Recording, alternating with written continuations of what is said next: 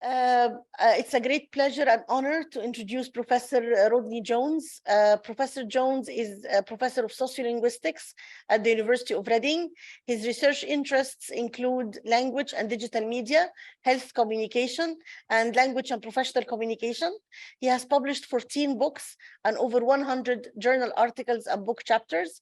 Among his publications are Health and Risk Communication, an Applied Linguistic Perspective, Routledge 2013, Spoken Discourse, Bloomsbury 2016, and Understanding Digital Literacies, A Practical Introduction, 2nd edition, Routledge 2021.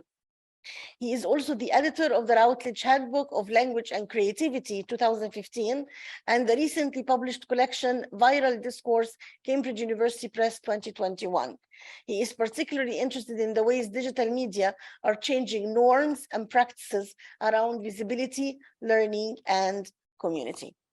Thank you very much, Professor Jones, for accepting our invitation. True honor really to have you, and the floor is yours.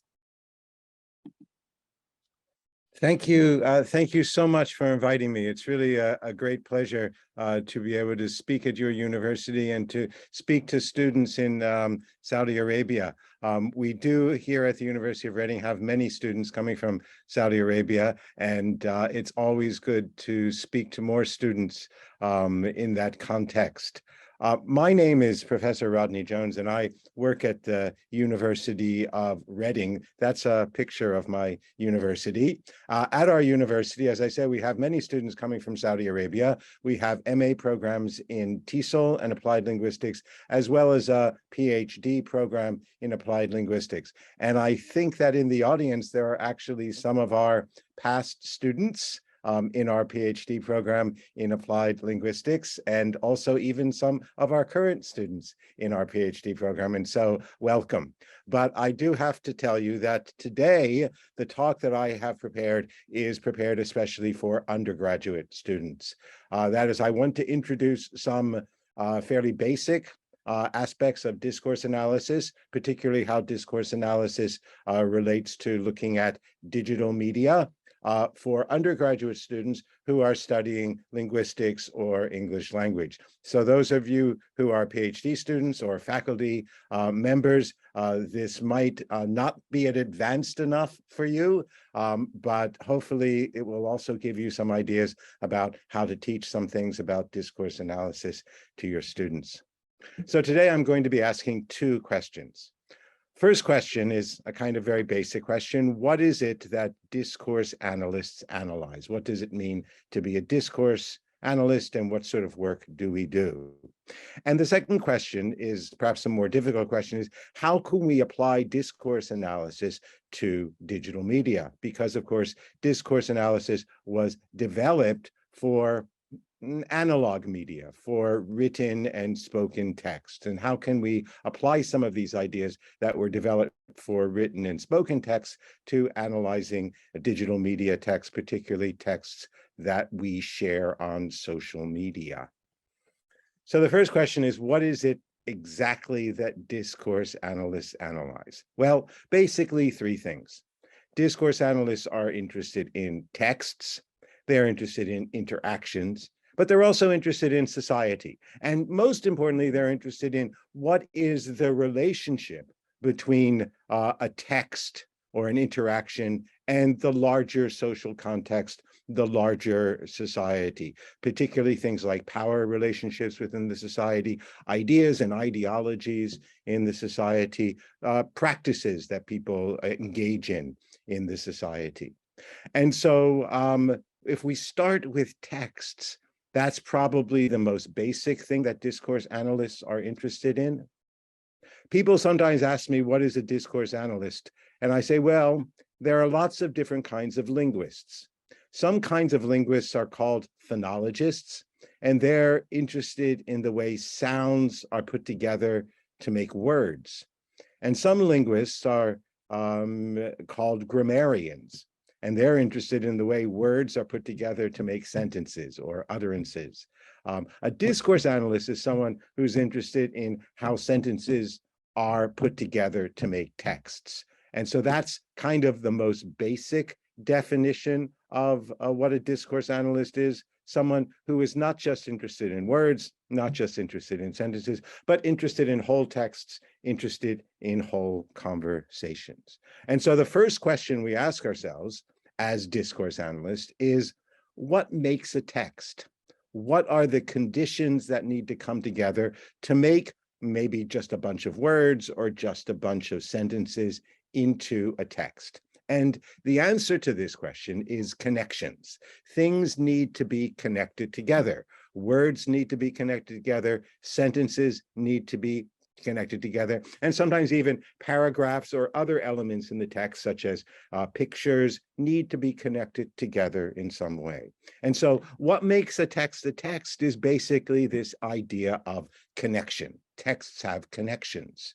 And they have lots of different kinds of connections. And I'm going to talk about 4 particular kinds of connections that make a text a text. And the first is connections inside the text. And these kinds of connections we call cohesion. The second kind I'm going to be talking about is connections between the text and the reader, or in particular, connections between the text and the reader's expectation about the kind of text that they're reading. And this we call coherence. And then I'm going to be talking about the connections between texts and other texts. So very often in a text, it will make some kind of reference or some kind of connection to some other text. And this is something that we call intertextuality, the connections between one text and another. And finally, texts make connections between the text and the social environment or the social context. And so, of course, we call this context. And so I'm going to be, first of all, talking about these 4 different kinds of connections. And then I'm going to talk a little bit about how these kinds of connections work when we're analyzing digital media and some of the differences between analyzing a traditional kind of written text and analyzing a social media text. And so let's take a look at this text as an example of a kind of typical written text. This is a text about Lady Gaga, and Lady Gaga at one point wore a dress that was made of meat. And of course, it stirred a lot of controversy. Lots of people noticed it, and lots of people had something to say about it. And so this is an example of a newspaper article written in an online newspaper. And it says, Lady Gaga's meat dress voted most iconic outfit. And it has 3 paragraphs.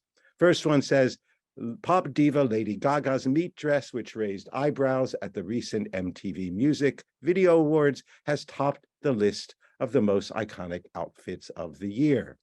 The eccentric poker face hitmaker, who is known for her outrageous fashion sense, created ripples with her meaty outfit.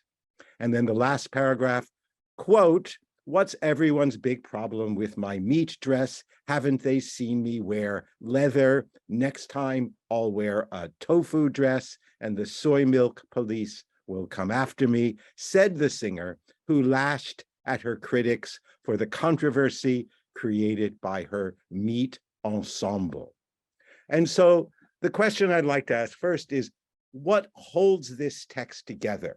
What are the connections inside the text that hold the words together so that we consider this a text and we can make sense of it?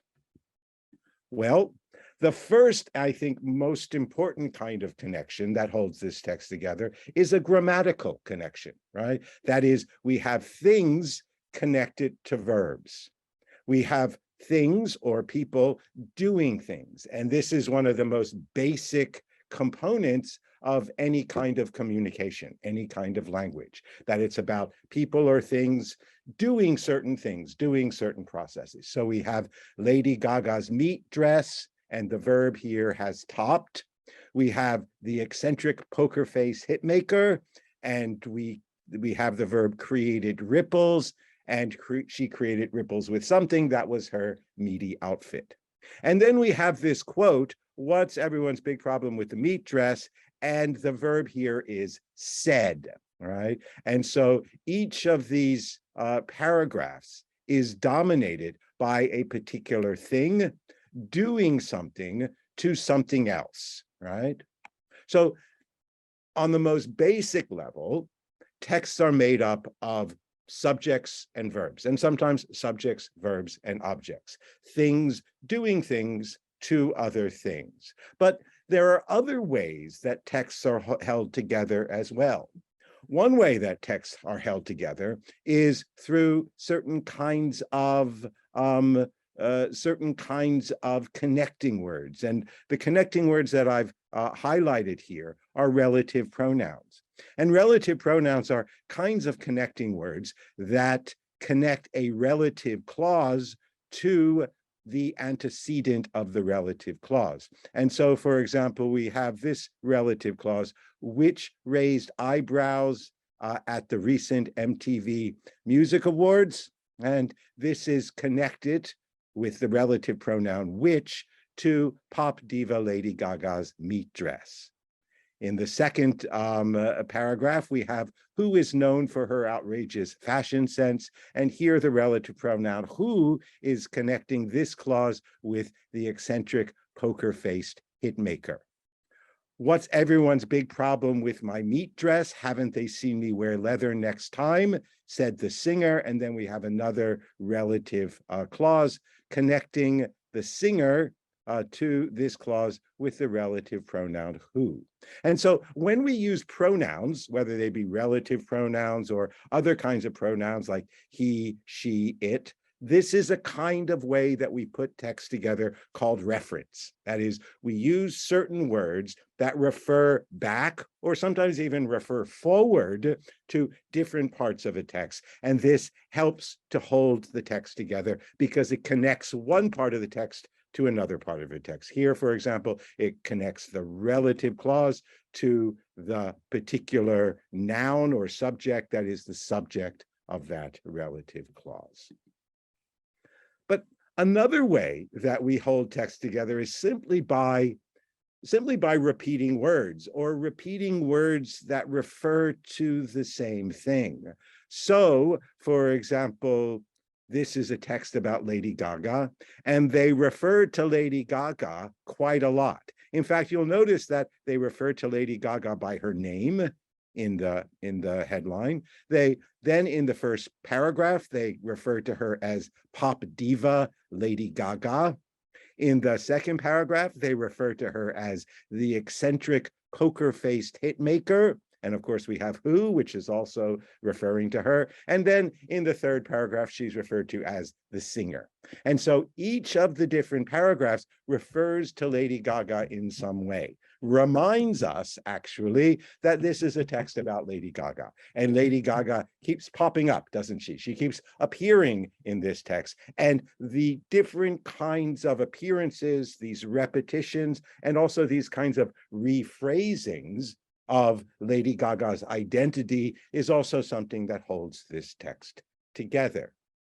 You can see the same thing with the meat dress. We see the meat dress in the headline. We see the meat dress and the outfit in the first paragraph. We see the meaty outfit in the second paragraph, and we see the meat ensemble in the third paragraph. And this is actually quite clever for this writer, because this writer says in the first paragraph, meat dress, and then calls it an outfit. But then when he refers to it, or she refers to it in the second paragraph, they call it a meaty outfit. And so both meaty and outfit then refer to and actually repeat two words in the previous paragraph. And so that's another very, very nice strategy to help hold these texts together. These are strategies that people who write newspaper articles use, but there are also strategies that you use when you do your own writing, whether it's academic writing or even when you're just writing in an informal way to a friend, maybe an email or a social media message. You always use similar kinds of strategies, things like repeating certain words, things like using reference, and things like using conjunctions like and though to hold little pieces of your text together. And this is something that we call cohesion. So cohesion is the way we create connections between little pieces of the text inside the text, the way we create cohesion, basically between clauses or between sentences, using these kinds of strategies. But another way that we create kinds of coherence, kind of the textuality in our text is through what we call coherence. Coherence is slightly different from cohesion. Coherence is how we help a text to hold together by looking at its overall structure. And the fact is that all of us have certain kinds of ideas about how certain texts should be structured. We have an idea about how a story should be structured, for example. Once upon a time, this happened, and then that happened, and this thing happened, and they lived happily ever after. So we expect a story to be structured in a certain way, right? We may also expect an academic article to be structured in a certain way, or an email to be structured in a certain way. And we certainly expect a newspaper article to be structured in a certain way. And so coherence is not just about what the writer of the text does, but it's also about the expectations that we as readers bring to the text, right? We already have an idea of how this text should be structured. And so we're looking at different parts of the text and expecting different parts of the text to do different kinds of things. So, for example, as a newspaper article, it will start with a headline, which will tell us what the newspaper article is about, basically what happened, which was that Lady Gaga's meat dress was voted the most iconic outfit. We also know that in a newspaper article, usually the first paragraph is the most important paragraph, and the first paragraph will tell us basically the main stuff that happened: who, what, where, when, and how. Pop diva Lady Gaga, that's who. Her meat dress, that's what. Raised eyebrows, that's what happened at the recent MTV Music Awards, that's when. And it has topped the list of most iconic outfits of the year. So all the main information, all the main news is in that first paragraph. And then in the second paragraph, we expect to get some background about the situation, right? And so here we find that the eccentric poker face hitmaker, who is known for her outrageous fashion sense, created ripples with her meaty outfit. So here we know something about, okay, Poker Face was one of her hit songs. We know something about her outrageous fashion sense. We get to find out a little more about Lady Gaga. And then in the last paragraph, often in newspaper articles, we get some kind of comment on the news. Maybe they'll ask somebody, they'll ask, a politician, or they'll ask a, person on the street, well, what do you think of this news? In this case, they asked Lady Gaga what she thought about the news, and Lady Gaga gave her comment or gave her opinion, right? Interesting thing about the opinion that Lady Gaga gives, what's everyone's big problem with a meat dress, with my meat dress, because this is also an example of what we call intertextuality.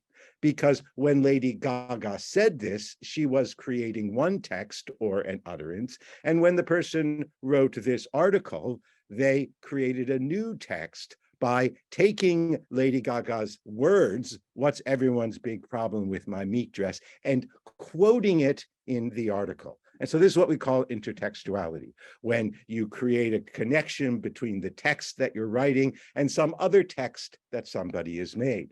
One of the interesting things about intertextuality, particularly when we're quoting people, is that when we quote people, we also have a chance to characterize what they said. And so in this case, the writer of this newspaper article said the singer who lashed at her critics. And so characterizing what Lady Gaga was saying as lashing out at her critics, as something that's quite confrontational, maybe something that's quite violent. But if they had chosen another word, if they had chosen the word like the singer explained to her critics, right, then it would have a very, very different kind of feeling. And so one of the important things about intertextuality is always a kind of conversation between one text and another, a conversation between what Lady Gaga said and what the writer of this text thought about Lady Gaga, what Lady Gaga said, what the writer of this article thought it was all about. The idea of intertextuality, of course, comes from the famous Soviet literary critic Mikhail Bakhtin, who really said that actually all texts are intertextual. All texts, that whenever we speak or write anything, we're always combining the voices of different people. And part of the way that we make meaning when we make text is by creating these kinds of conversations between the different voices. So in the last example, the conversation between the voice of Lady Gaga and the voice of the person who wrote the text. But you see this kind of intertextuality all the time.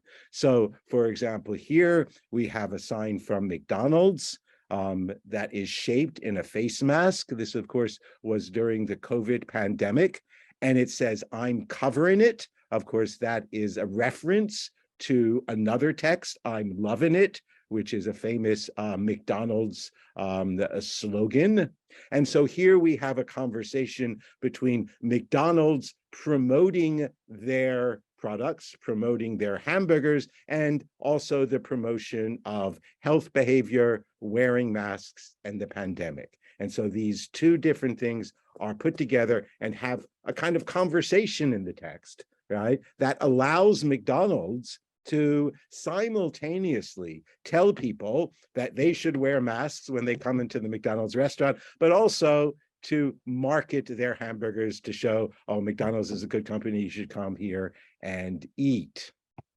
Here are some other examples of signs about masks. The one on the left uses the very famous World War II slogan, "Keep calm and wear your mask." And so it makes a connection or creates a conversation between the COVID pandemic, which was, a big emergency in many countries, and also World War II, when people in London were being bombed by the Germans and people were asking them, "Keep calm, don't worry, everything will be okay." And so creating this kind of conversation between these two moments in history. And then finally, the one on the right is Freddie Mercury, a picture of Freddie Mercury, a singer from a group called Queen. And it's a kind of a quote from one of his songs called "We Will Rock You," but it changes the words of the quote. And it says, "No mask on your face, you big disgrace, spreading your germs all over the place." And so it's quite kind of funny because it quotes Freddie Mercury songs. And so it creates a kind of conversation between this kind of pop music and telling people to wear masks in this particular shop. It is also a way of telling people that if they don't wear masks, we think that you're disgraceful. We think that you're disgusting in some way.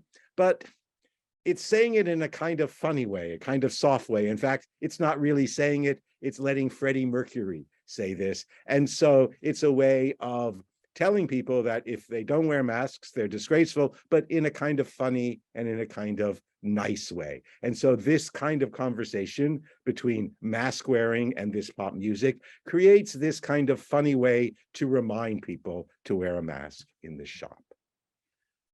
Finally, the last thing that is important in creating connections is creating connections between the text and the outside world. So, for example, in this picture, we have a stop sign. And of course, this stop sign is on the road.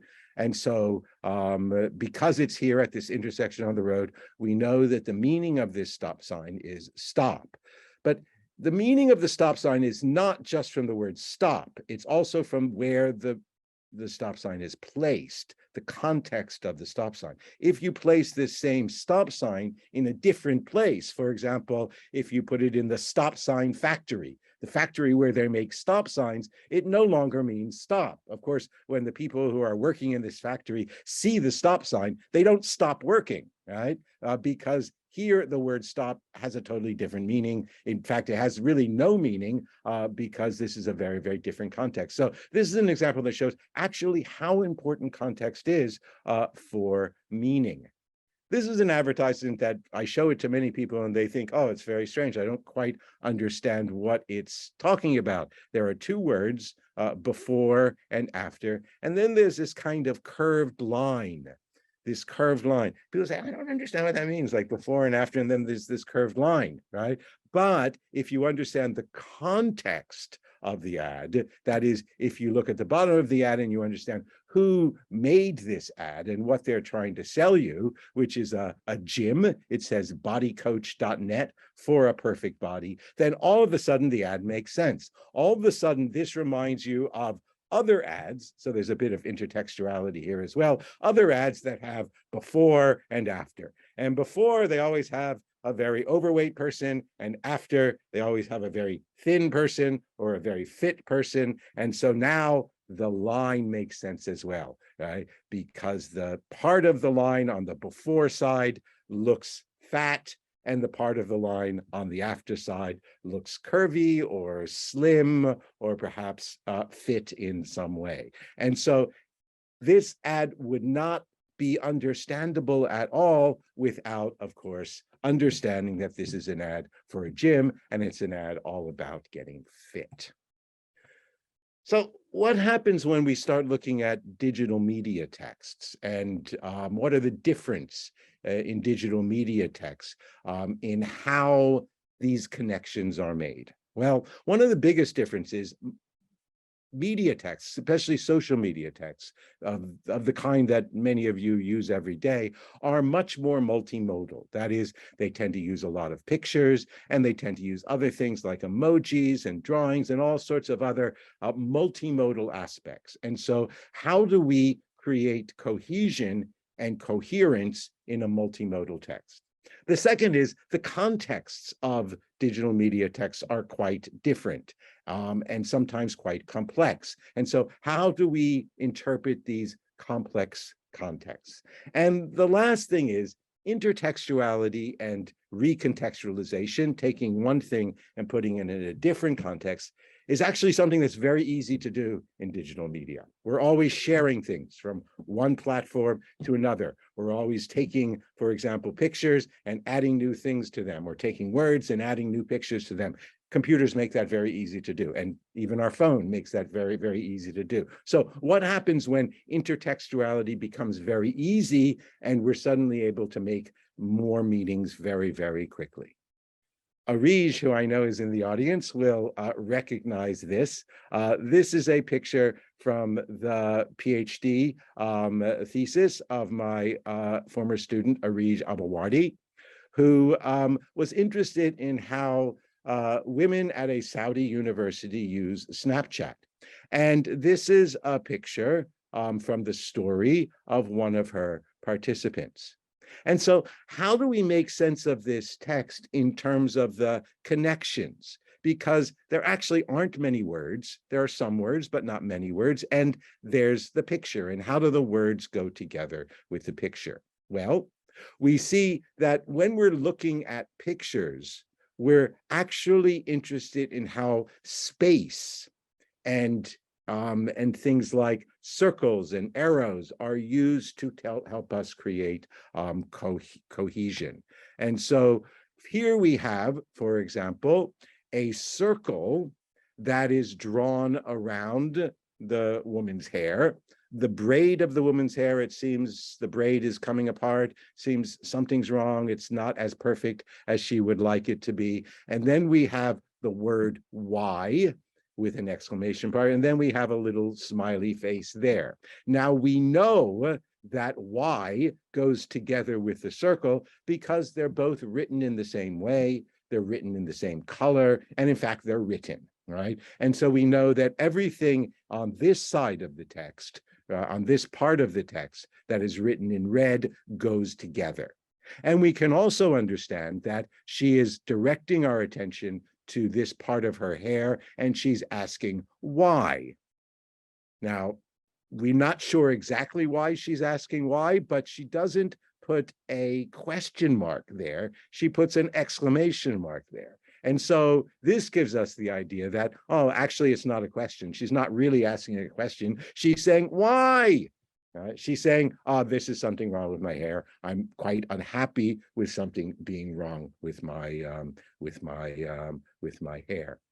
And then we have on the bottom of the text, we have a different kind of statement. We have something that is written in writing, and it says eyeliner on fleek though, and then you have this little emoji, a sassy girl emoji.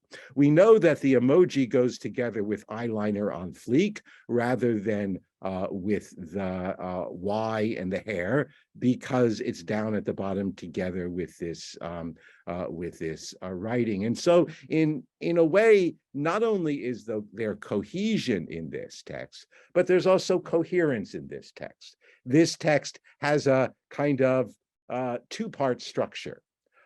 First is the problem, something's wrong with my hair, and the second is the solution, or at least the good thing.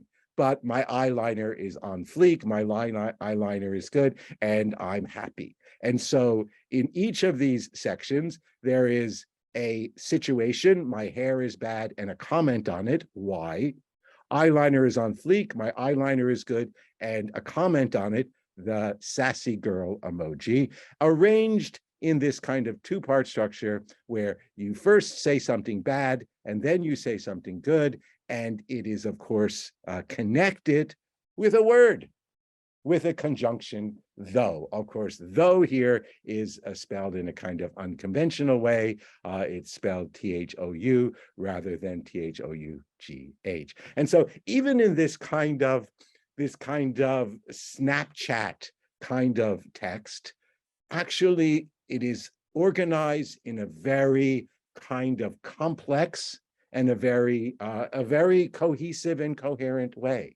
And so even the text that you create every day on your Snapchat, you also have to pay attention to how you make connections in these texts so that other people can understand it. Of course, in this text, there's also quite a lot of intertextuality. So, for example, the phrase eyeliner on fleek, though, is a reference to a meme, a reference to a Vine video by a woman named Peaches Marone, which was many years actually before this Snapchat post. Here's we in this beach, finna get crunk.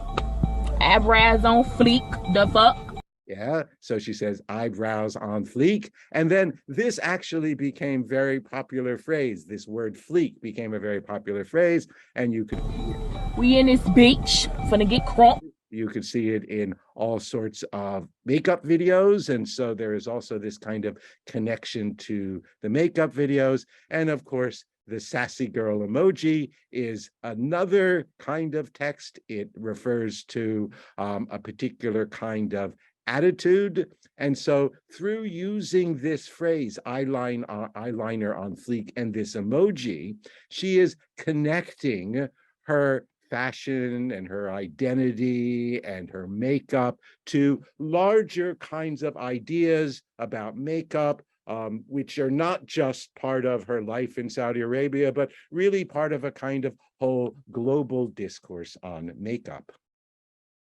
Here's another example also from Arija's data, and this is a student in Saudi Arabia taking a picture in her translation class for her Snapchat. She takes pictures and she writes, "Life is hard," in the translation class. And I think what is interesting about this is the way it makes context much more complicated. Because in this text, we have to think about two different kinds of contexts.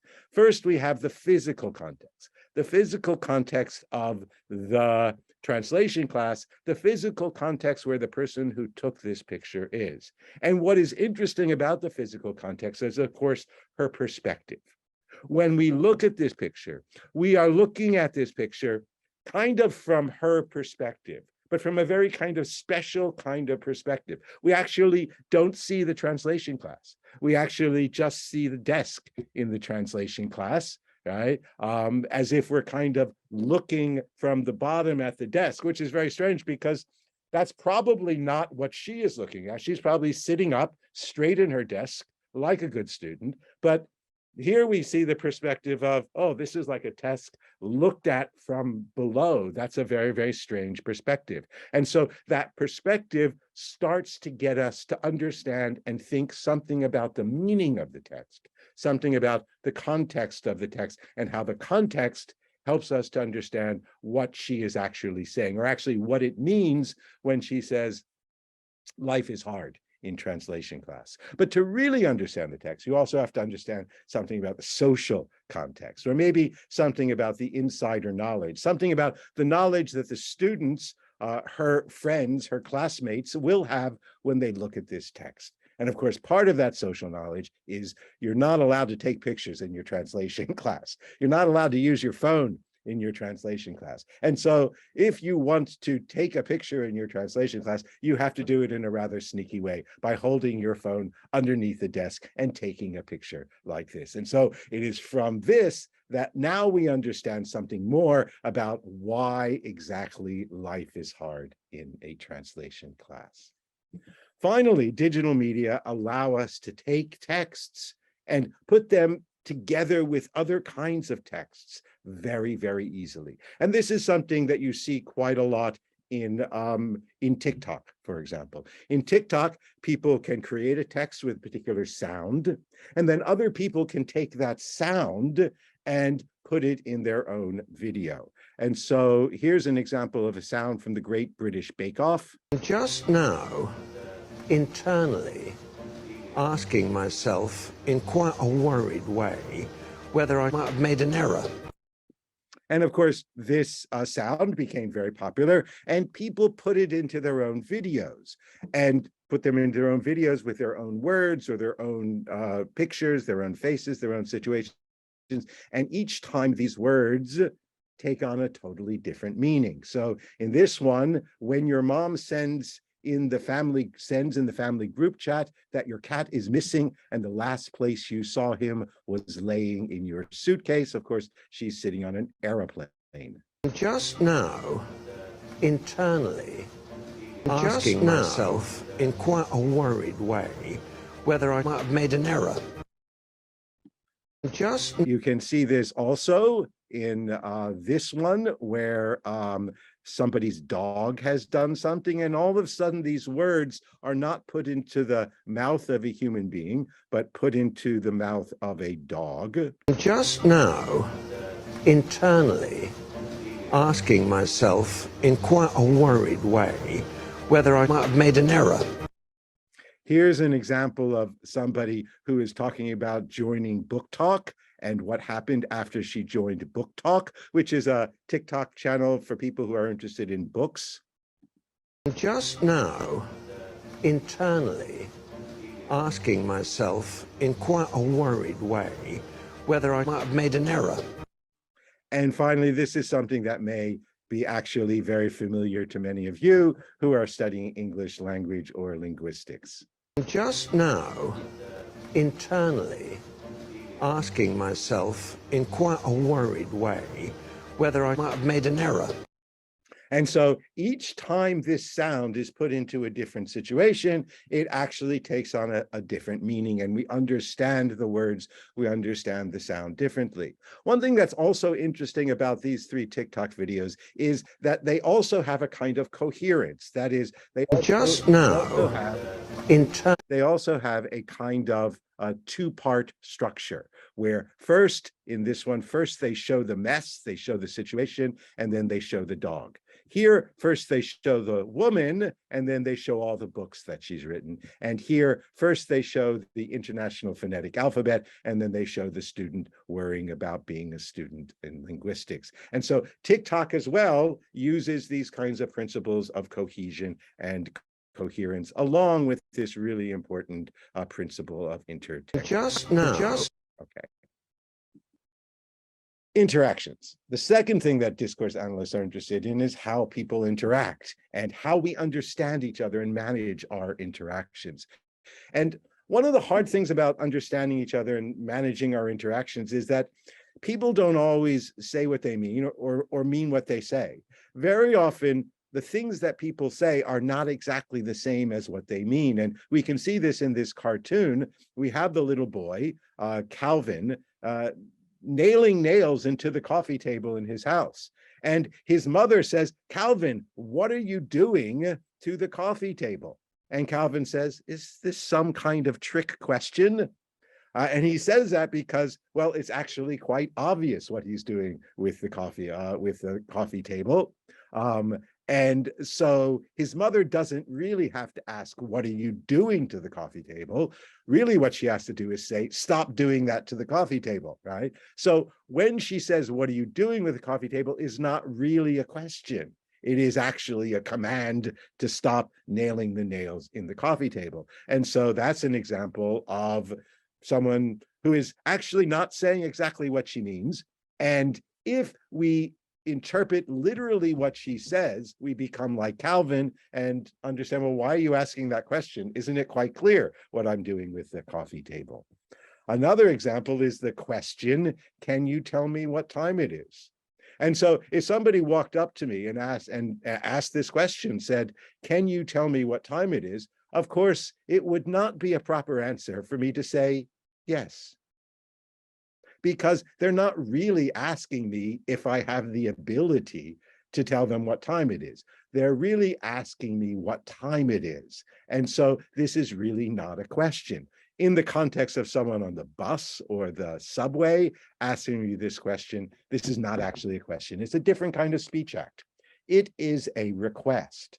But whether or not a speech act, this particular speech act, is a request or is a question really depends a lot on the context. So for example, if you're in a kindergarten classroom and the teacher has one of these clocks used to teach the time, when she says, can you tell me what time it is? Well, it actually really is a question. It really is designed to find out if the children know the right answer. And so when the teacher says, can you tell me what time it is? And the pupil says, it's 2:30, then the teacher would say, very good. Yes. But if somebody on the bus asked me what time it is, and I tell them the time, I would feel very strange if they said to me, very good. Yes. And so the meaning of this sentence, what kind of speech act it is, depends very much on the context. Another very important way that we try to understand what people are saying, what they mean by what they say, is through the idea of implicature. Implicature is when we don't say things directly, when we hint at things. And the way we create implicature is by saying things in a little bit of an unexpected way, or saying things in a little bit of an unusual way. When we say things in an unexpected or unusual way, we call this marked. And so markedness is a kind of feature of speech that creates meaning, that creates implicature. For example, in every conversation, we have two parts, an A part and a B part. A says something and then B says something. You have a question and you have an answer, right? You have an invitation, you have acceptance of the invitation. And so in each of these pairs, we always have some kind of expectation of what B would say. And so if A says, I love you, we have a very, very strong expectation about what B should say. We know what B really has to say in this situation. B really has to say, I love you, because that's the conversation. Yeah, I love you, I love you. That's the way it's supposed to go, right? But if A says, I love you, and B says, thank you, then we know, oh, maybe something is a little bit wrong with the relationship. Maybe we should be a little bit worried about our relationship with A, because A has created implicature. A has created a kind of a special meaning, right, through answering that first phrase, I love you, with a second phrase that doesn't exactly go. It's unexpected, and so it's what we call marked.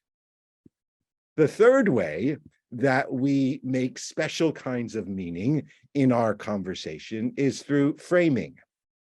Framing is the way we use things like our tone of voice and our body and our facial expression to create a context around what we say, right? And so sometimes, right, we can actually change the meaning of the words we say by the kind of facial expression that we have or the kind of gestures that we're making. And so you can see this woman on the left, she's saying super. But if you look at the expression on her face, really, you can tell she doesn't really think it's super. Maybe she thinks it's okay. She's not really very, very happy about it. And of course, on the right, you can see that when Homer Simpson says, well, that's just great, he doesn't actually mean that's just great. He means that's not great. He means it's actually bad. And so we can actually, and quite frequently do, use our facial expression and our body language to actually change the meaning of the words that we say and mean something quite different, sometimes even something quite opposite. Here are two other examples. On the top example, the man says, get out of here. But really what he means is, I don't believe you, or I think that's nonsense, that sort of thing. He's not really telling anyone to leave. He's just saying, oh, I don't believe you.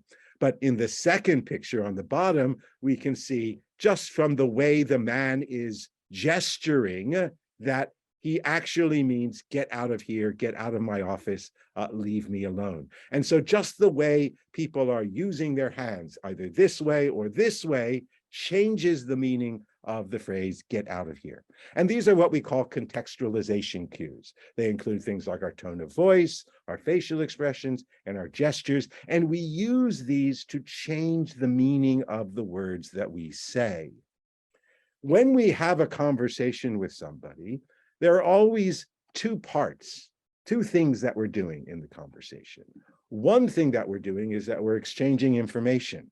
And this is what we call the message part of the conversation. But another thing that we're doing in a conversation is that we're working on our relationship with the other person and our relationship with the words that we're saying. So there's always two parts. One is called the message part, and the other is called the meta message part. Usually the information part, the message part, is given with the words, but the relationship part is given with the contextualization cues, the facial expression, the tone of voice, the gestures, these kinds of things. And then finally, a very, very important aspect of spoken discourse or interaction is that we talk differently to different people. So maybe when we're talking to our friend, we might say, yo, bro. But when we're talking to our professor, we might say, good afternoon, sir. Right? So both of these things mean the same thing, but of course, we say them very, very differently to different people. We call this audience design. We design our utterances for different kinds of audiences. We may have the same meaning, but we say it in a different way when we're talking to different people. Of course, it does become complicated if you're talking to your friend and your professor at the same time. Then you have to decide, oh, should I say, yo, bro, or should I say, good afternoon, sir? Or maybe I should say, yo, sir, or good afternoon, bro, or I'm not quite sure how I could say it. So this is what we call the auditor effect, right? The auditor effect is when how we talk becomes much more complicated because we have different kinds of people that we're talking to at the same time. And of course, this is one of the main problems that we have with social media. And so when we're analyzing digital interactions, there are three kinds of things that we need to consider. One thing, very important thing that we need to consider is, unless we're having a video chat like this or FaceTime or something like that, usually digital interactions are disembodied, right? That is, we don't have our faces and our facial expressions and our gestures, right, to help in interpreting the meanings of the words. And so we call this disembodied contextualization cues. We have to have some way to create contextualization cues without our bodies. The second is implicature, right? So we know how to create implicature with words. I love you, thank you. But how do we create implicature with pictures? How do we create implicature in a multimodal way? And the third is audience design and context collapse, right? How do we manage in digital media to talk to so many people at the same time? Sometimes even to talk to our parents and our friends and our professors all at the same time, if they all happen to be together in our social network. Well, of course, one of the most important ways that we communicate using social media is using these things called emoji. Some years ago, the Oxford English Dictionary actually voted this emoji, the laughing, crying emoji, as word of the year. They said this is word of the year. But what exactly does this word mean? Is it really a word? Can you actually look this word up in the dictionary and find the definition of this word? When you try to think about it, it's actually very, very hard to define this word because this is not really a word in the traditional sense. This is actually more of a contextualization cue. So here are some other examples. You can think, okay, these examples, they represent certain kinds of things like, doing your nails or an aubergine or things like this. But the thing that it is not the same as how we use it or what it means when we use it. That's because these are not really words. Actually, these are contextualization cues. Emoji are the way that we create contextualization cues when we're chatting on WhatsApp. So let me give you an example of a text conversation between a girlfriend and a boyfriend. The girl says, "Did you get my Christmas present yet?" The boy says, "No, just tell me what you want." Sounds very cold. Sounds not like a very nice conversation, actually. If I were the girl, I would be quite upset with that. It's quite abrupt. "No, I didn't get your present. Tell me what you want." Right? It's not very nice. And the reason it sounds not very nice is because there are no contextualization cues. And without these contextualization cues, right, it's very, very difficult for this man and this woman to work on the relationship, to work on the meta message. And so if we actually see the real conversation, we can see that that no is actually accompanied by this kind of emoji. So it's more like, "No, I'm really embarrassed. I'm sorry. Just tell me what you want," right? This kind of exaggerated expression that makes the fact that he hasn't bought the Christmas present a little bit better because it shows that he feels bad about it. And then the woman says, "How long have we been going out?" And he says, "2 years." And the woman says, "We're going out 2 years and you still don't have a clue what to get me for a Christmas present?"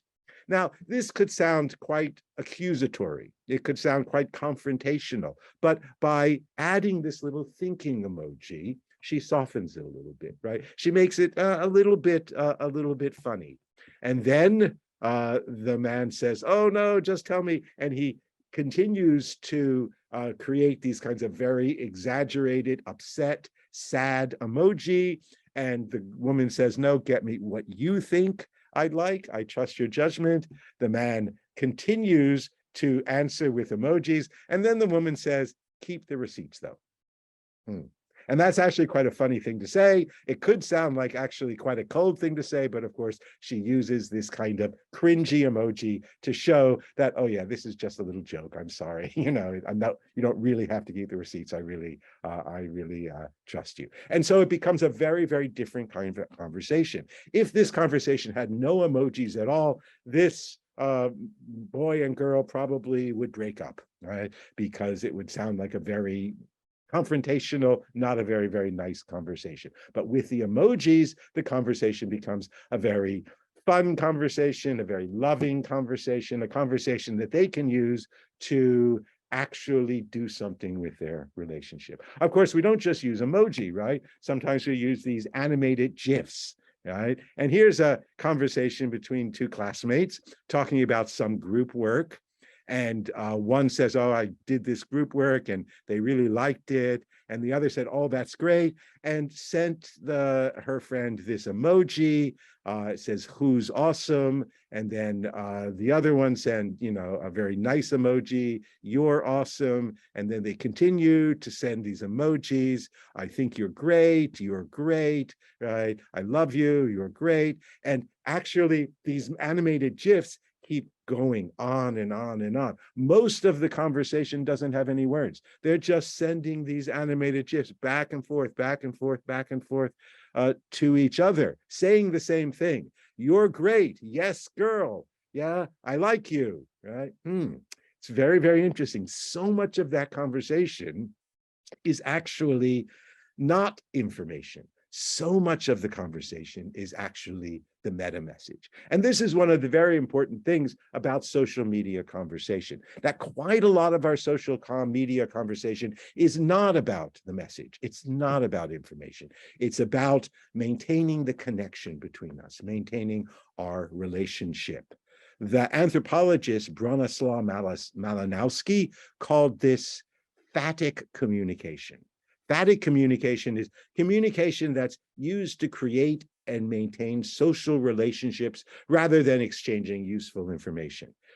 It's about greetings, pleasantries, and even in face-to-face communication, we do quite a lot of phatic communication as well. How are you? I'm fine. Hello, hello. Right? These kind of small talk that really are quite meaningless, but help us to maintain a connection, a relationship with one another. So phatic communication is actually very, very important. Lots of people, maybe older people, think, oh, the things that kids post online are meaningless, right? They keep posting these meaningless things. They're not talking about the important issues of the day. But if you talk to young people using social media, they'll say, well, it's not really about meaning. It's actually about relationships. That's the most important thing about social media. It helps us to connect with our friends and feel like we're close and work on our friendships with our friends. And one of the ways we do that, of course, is by sending pictures of food, which are quite strange. I'm eating this salmon or I'm drinking this cup of coffee and I'm sending this out to my friends on Snapchat. These are also pictures from Regis' thesis. So I know that people in Saudi Arabia like to send pictures of food, but I used to live in Hong Kong. And I know that people in Hong Kong really like to send pictures of food. Whenever you go into any kind of restaurant in Hong Kong, people will always be taking pictures of their food.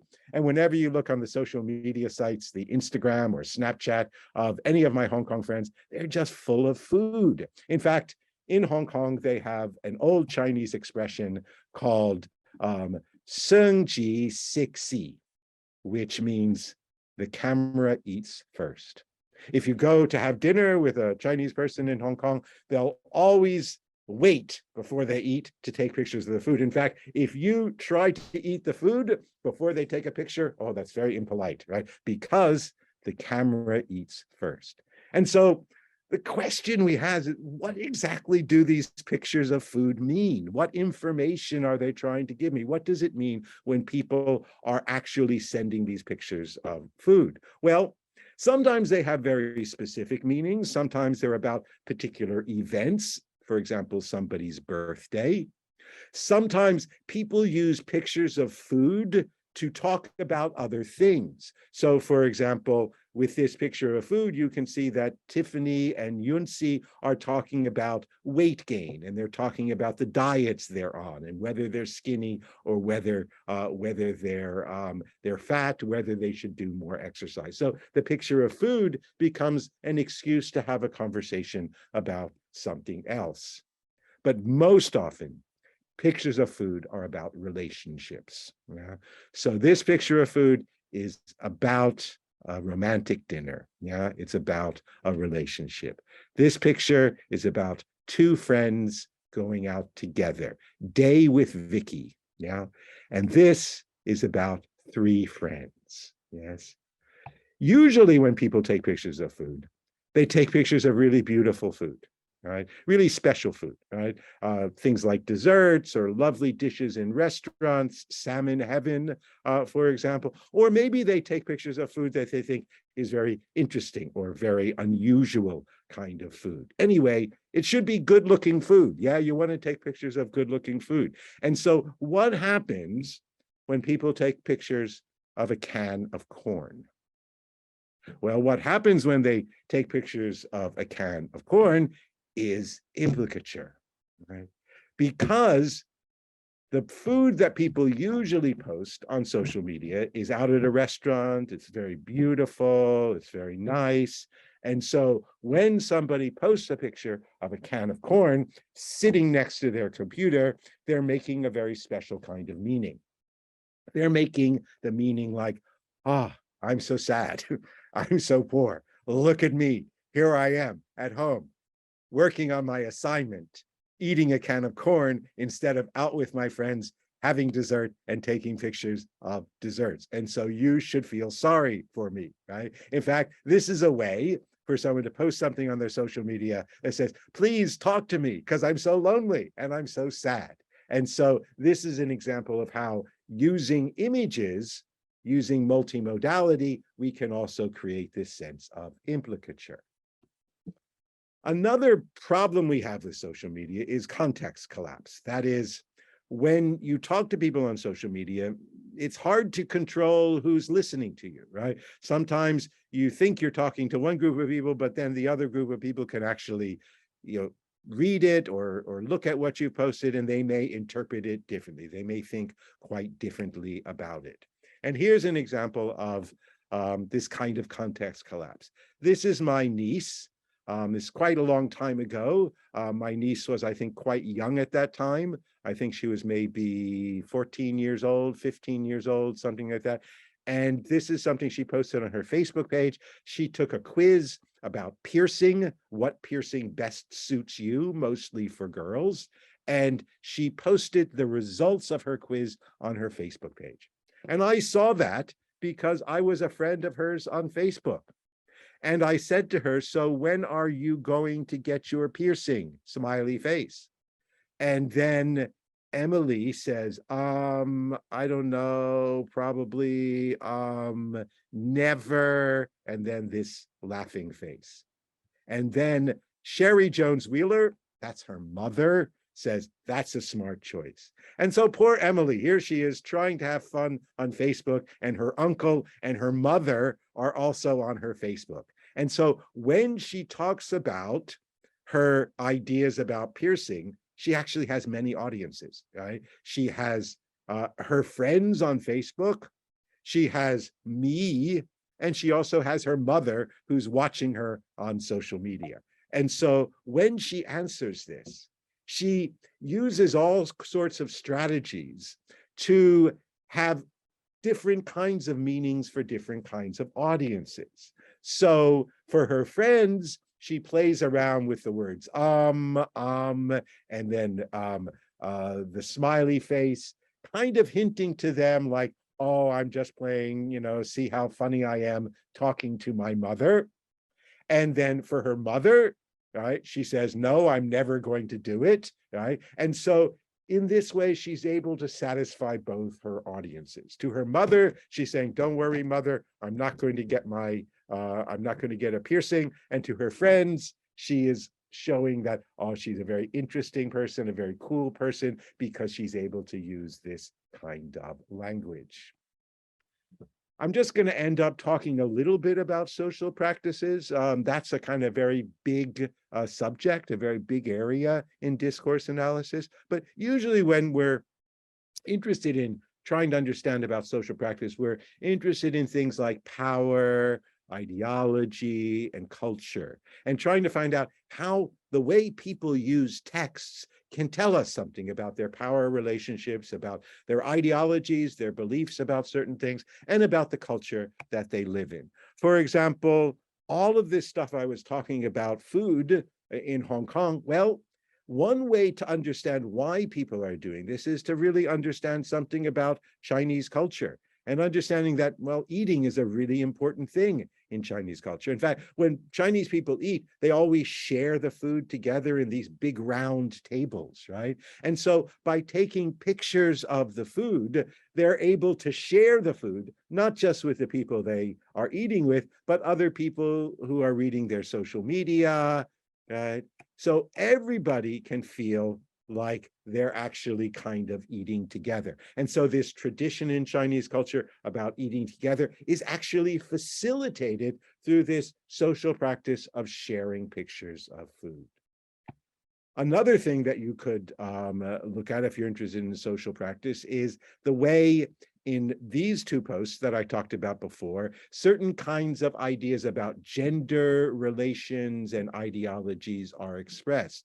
So for example, in Emily's post, it says, it's a post about piercing, and it's mostly for girls. So it's saying this is something for girls and not for boys. And of course, in the post about eyeliner on fleek, it's about certain kinds of ideas of how to be beautiful, what it means to be beautiful, right? Why women should pay attention to being beautiful and not men. So all sorts of ideas about gender relations and ideologies can also be seen in these texts.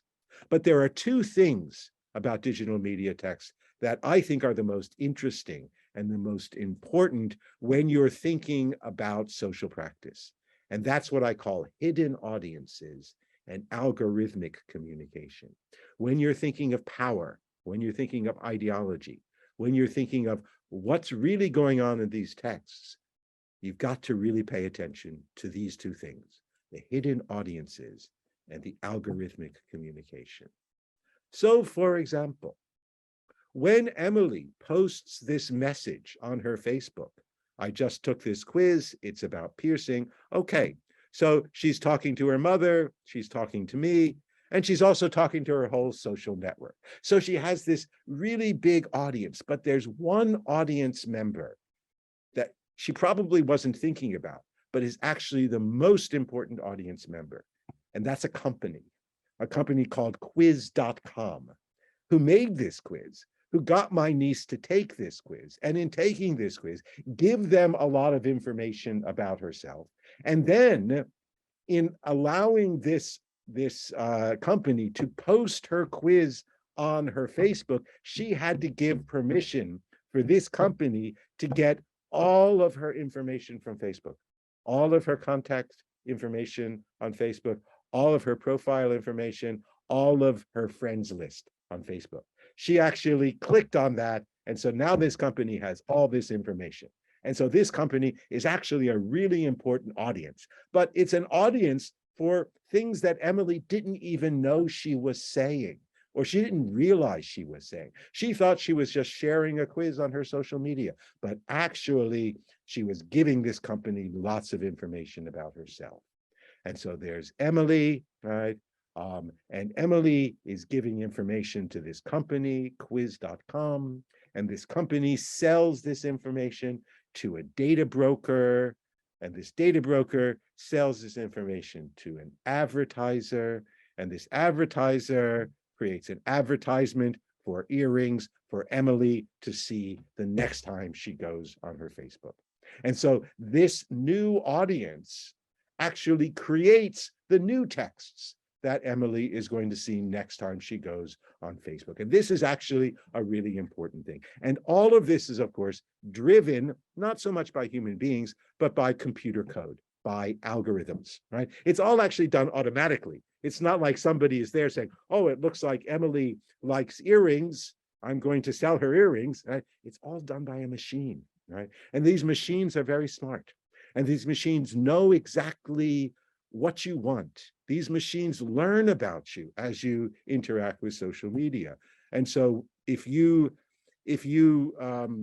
type Victoria into Google, everybody will get a different response based on the things that you searched for before. And so if you're here in England, you might get something about Queen Victoria, right? Or you might get something about Victoria Beckham, who knows? Or if you're in New Zealand, maybe you'll get something about Victoria University of Wellington, right? Or if you're a woman who's interested in fashion, you may get something about Victoria's Secret, right? And so depending on who you are, you're going to get different information. Depending on what you've written before in your search box, they know about what the kinds of things you want, and they're going to give you certain kinds of texts. And so this really changes doing discourse analysis, right? Because it used to be that when we're doing discourse analysis, we're just looking at the words. How do the words connect up? We're just looking at even the pictures, right? How do the pictures connect with the words? How do we understand the pictures, right? But with algorithms, with social media, we also have to consider the things that are underneath the text, right? All of the electronic stuff, the computer code that is actually determining the kinds of texts that we see. And this is a real challenge for discourse analysts. Okay? A lot of discourse analysts say to me, well, I don't know anything about, computer science. How can I analyze social media text now? Because I don't understand computer programming. Well, I think, quite a lot of people, especially social media influencers, they're actually becoming very, very good at understanding the algorithms. And maybe you are too. Maybe you understand how to get a lot of likes on Instagram. Certainly, if you're a social media influencer, you understand how that algorithm works because you interact with it quite a lot. And so maybe influencers are actually the new discourse analysts, right? Maybe social media influencers can actually teach discourse analysts how to analyze these kinds of social media texts. So the conclusion is, what makes digital discourse different and the same as other kinds of discourse? Well, 5 things. First, digital discourse tends to be more multimodal. Other kinds of discourse are also multimodal, but digital discourse uses multimodality in very interesting ways because we can combine different kinds of visual and textual elements. Digital discourse is also more intertextual. Of course, all discourse is intertextual, but digital media allows us to be intertextual in all sorts of new ways. So, for example, it allows us to take the voice of somebody else and put that voice into our own body on TikTok. Digital media is also multi-contextual. And so when you send a message to somebody on social media, there's actually lots of overlapping contexts. The context of where I am when I took this picture, the context of where you are when you take this picture, the context of the new place where you're going to share this picture and send this picture. And so digital media always involves different kinds of contexts. And when our digital media texts go into different kinds of contexts, they change their meaning. It's also multi-audienced. Sometimes we can't be sure who we're talking to when we send things on social media, right? And of course, different people will interpret things differently. And finally, digital discourse is always more than human. That is, when you're communicating over social media, you're not just communicating with human beings. You're not just communicating with your friends.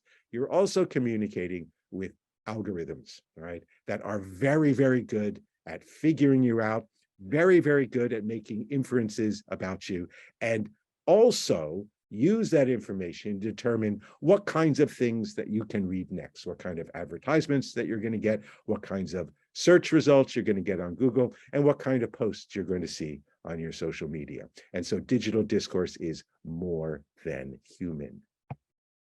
And so that's all I have to say, but I will end with a very beautiful picture of our campus here at the University of Reading. And so I do invite you, if you have a chance, to come to the University of Reading and have a look. And if you have graduated from the University of Reading, I ask you, please come back and visit us because we certainly miss you. Professor Jones, thank you very much. It was an enlightening talk, as expected. Thank you very much, really, for sharing all this information and for the excellent discussion. Would you allow us 5 minutes for a few questions? Or certainly, I see that I actually took more time than I was meant to take. I do apologize for that. No, thank you very much. Answer any questions. Sure. Okay. Let me start with your own student, Dr. Arij El-Bawardi. She says, welcome, Professor Jones. It's really nice to see you. My question is it okay to feel that we as discourse analysts are in a race with social media? Social media is changing rapidly. How can we keep up? Also, what is popular and trending today might not be in only a couple of months. Yes, I know exactly what you mean. I have that feeling all the time that every time I become familiar with one kind of social media platform, a new kind of social media platform happens. I even find that, even within the same social media platform, things change quite quickly. And so, for example, I've been studying TikTok for a little while, and TikTok has usually very short videos, but recently TikTok changed so that now you can have long 10-minute videos. And then I went back to TikTok and I found, wow, it's really changed, right? The way people are using this platform has now become a bit more like YouTube than TikTok. And so you're right, it's really, really difficult for us to keep up. But I think one thing that we're lucky, being discourse analysts, is we have this this set of tools, right? This set of ideas about discourse and communication, how it works. We have this set of ideas like cohesion and coherence and implicature, right? And framing and contextualization cues. And we find that no matter what happens with digital media, still these tools are very, very useful, right? They still work, right? Which is, I think, to me, actually very, very encouraging. Of course, sometimes we have to create new tools as well for the new things. I think for me, the best thing to do is to be a teacher, because as a teacher, you get to find out what your students are doing on social media. And so I actually learn quite a lot about what people are doing on social media from my students. And actually, I find my students are very, very good discourse analysts when it comes to their own social media use. Thank you, everyone. Thank you. Thank you, Professor Jones. Since you've talked about TikTok, we have a question about TikTok from Dr. Asma Al-Sahil. And she's saying, in analyzing, let's say, social media content like Snapchat or TikTok, are we supposed to have kind of interviews with those content creators or participants to better have better understanding? That's a very, very good point. Of course, there are lots of ways to do discourse analysis. Sometimes we just do discourse analysis on the texts, right? So sometimes we just take the texts and we analyze them using the kinds of tools that I explained.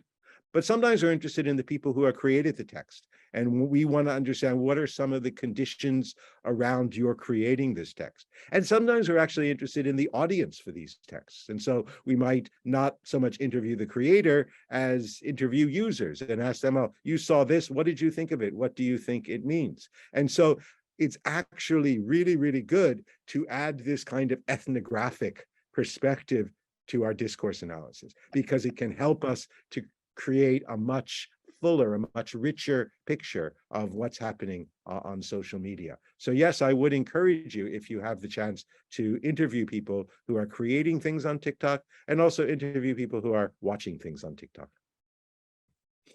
Okay, thank you. We have another question from our colleague, Dr. Borsher Mustafa, and he's asking, where do you locate the primary source of meaning? In language, in perception, or another extra-linguistic factor? All three. And in fact, none of those is where meaning is located. Meaning is always located in the connections, in the interaction between these things. So for example, in the interaction between the word, the mind, the context of the communication, right? If you take away one of these things, right, then the meaning won't be the same. The meaning won't exist. There'll still be meaning, you know? So a word just all alone, yeah, it has meaning. Maybe it has dictionary meaning. It has the meaning that you find in the dictionary. So a table, the word table, will refer to a particular piece of furniture, yeah? Or the word window will refer to a particular part of the room.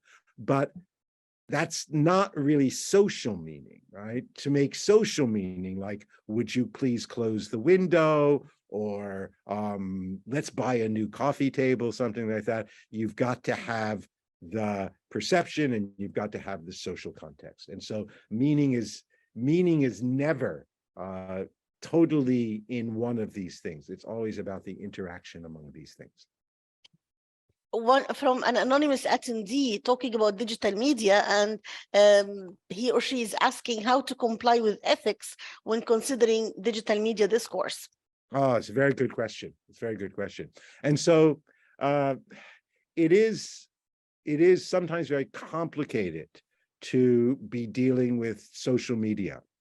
Usually when you take something that is public, so for example, something like a TikTok video that everyone can see, then you don't have to worry too much about getting people's consent because it's something that they published publicly. It's something that they've broadcast. And particularly if they're a famous person, for example, if they're an influencer or something, then you don't have to worry about asking their consent because they're just like any other author who has published something publicly.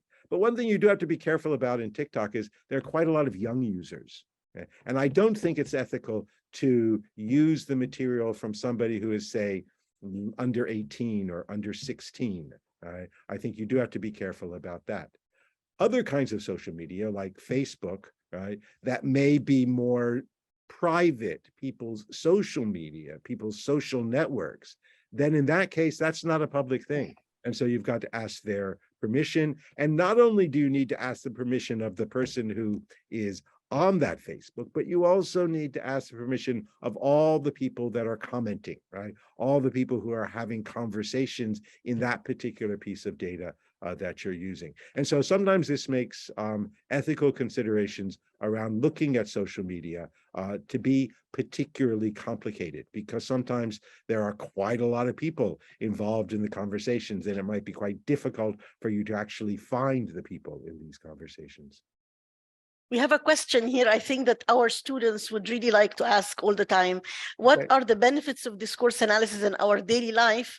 Or also, what are the fields or jobs that require discourse analysis ability? Our students are always job-oriented, so they want to know, what is this with our life and with our jobs? Absolutely.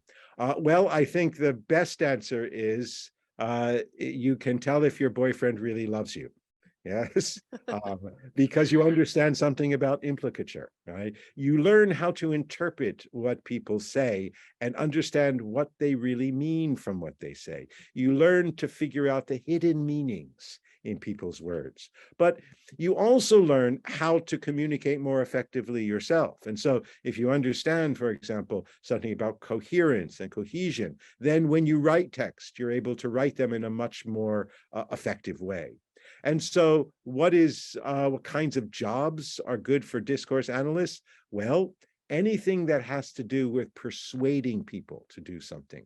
For example, advertising, marketing, salesmanship, any kind of business like that, right? But also jobs like human resources, where people have to understand if somebody else is going to be a good employee, whether we should hire you or not. Discourse analysts are often employed in those kinds of situations, right?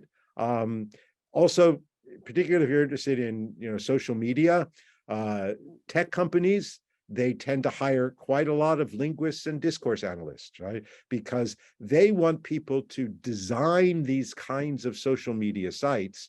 And they want the people who are designing these sites to know something about social interaction, to know something about the way humans interact, and sometimes even to be able to manipulate the way they interact or get them to interact in certain ways. And so they will employ discourse analysts to help them to do those designs. Professor Jones, you've been really very generous with us. I don't want to, because there are so many more questions. So I think I'll stop here. Thank you very much, really, for your generosity and for your patience with us. Everybody, please, of course, you can email your questions to Professor Jones if you'd like. And I also, for those who are asking about the certificate, the form is already there in the chat box, if you can fill it out for your e-certificate.